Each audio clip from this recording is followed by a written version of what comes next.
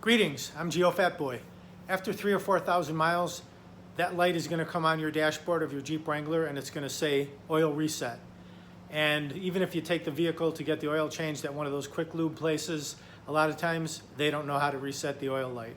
You're going to go home and next time you start the vehicle, it's going to flash oil reset again. And it'll keep doing that till you reset it. So right now, I'll show you how to reset that oil light. It's only going to take about 30 seconds. All right, let's do it. Make sure that the engine is off and the vehicle is in park.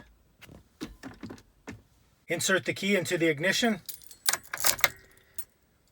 Turn it 2 notches. 1, 2, just before the start position.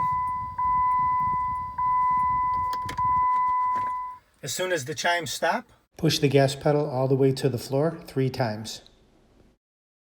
There's my oil change light. 1, 2, 3. Now turn the key to the off position.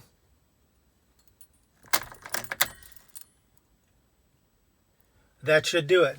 Now we'll check to see if it worked. We'll start the vehicle and the oil change light should no longer appear on the screen.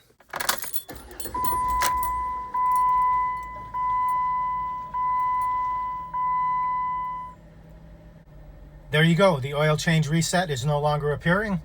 So that's how you do it. Check out my other videos on how to install the backup camera. This guy right here. You're looking at the back of my overhead garage door right now. And also how to install these grab bars. Make it nice and easy for you to get in and out of the vehicle. And how to install the exterior mirrors for the Jeep Wrangler. All right, thanks for watching. Please click subscribe and leave a nice comment. I'm Geofatboy. Visit shavenation.com for all your shaving supplies. Have a great shave. Have a great day. Here are the instructions typed out if you prefer to follow along that way.